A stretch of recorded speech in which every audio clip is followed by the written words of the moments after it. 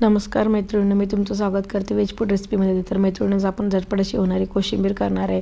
जे लग्नात वगैरे असते ती कोशिंबीर आहे, ही अगदी झटपट होणारी आणि 5 मिनिटात होणारी रेसिपी आहे आणि खायला एक नंबर टेस्टी आहे. त्यासाठी मी सर्वात प्रथम एक काकडी घेतलेली आहे. तुम्ही व्हिडिओमध्ये बघताय तसं. थोडीशी शेंगदाण्याचं कूट, मीठ, साखर आणि एक मिडियम साईजचा कांदा, एक मिडियम साईजची कोथिंबीर, हिरवी मिरची, टॅमॅटो. सर्वात प्रथम एक मिडियम साईजचा कांदा घेतलेला आहे. ते आता बारीक चिरून घेते. तुम्ही व्हिडिओमध्ये बघताय तसं. तर तुम्हाला जास्त क्वांटिटी करायचं तर तुम्ही जास्त क्वांटिटी करू शकता. मी तुम्हाला व्हिडिओमध्ये दाखवण्यासाठी एकच वाटीची कोशिंबीर करत आहे.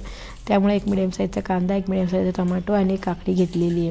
तर तुम्ही बघू शकता. सर्वात प्रथम मी कांदा बारीक करून एका पातेल्यामध्ये ठेवलेलं आहे. नंतर मी तिखटपणा तुम्हाला जितकं आवडतं तितकं हिरवी मिरची बारीक करून चिरून घ्यायची आहे.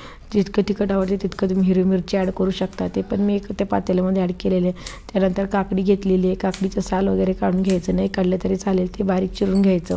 आता जसं कांदा बारीक चिरून घेतली तशी काकडी पण बारीक चांगली चिरून घ्यायची. चिरून घेऊन जे मगाशी आपण कांदे बारीक केले त्याच्यामध्ये ॲड करायचं. तर तुम्ही व्हिडिओमध्ये बघता तसं. तर मी काकडी पण चांगलं बारीक चिरून घेतलेली आहे.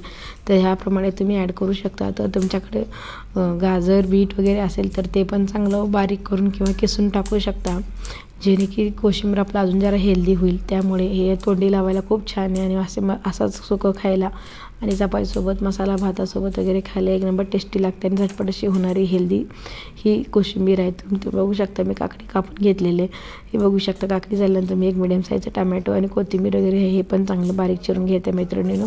तर मैत्रिणींनो, तुम्ही आवडीप्रमाणे तुमच्याकडे जे काही व्हेजिटेबल आहे ते पण तुम्ही ॲड करू शकता. मी तुम्हाला आधी म्हणल्यासारखं बीट, गाजर हे जे काय आहे ते पण तुम्ही ॲड करू शकता. ह्याच्यामुळे पण कोशिंबीर अजून जरा हेल्दी होऊन जातं. तर तुम्ही बघू शकता. कोथिंबीर तुम्हाला जितकं आवडत आहे तितकं ॲड करू शकता. नसेल आवडत तर स्किप पण करू शकता. तर अशा प्रकारे मी कोथिंबीर पण थोडं चिरून टाकलेली आहे.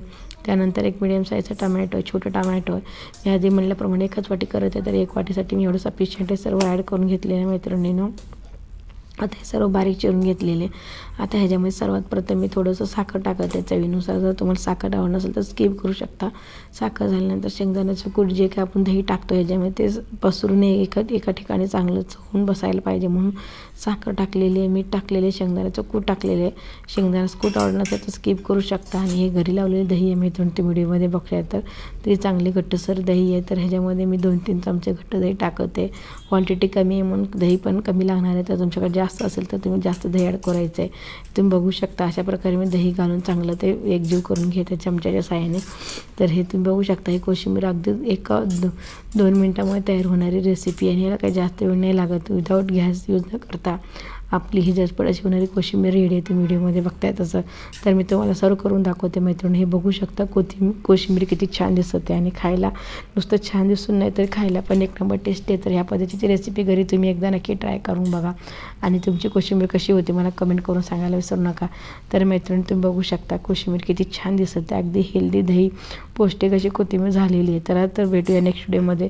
तर मैत्रिणी, तोपर्यंत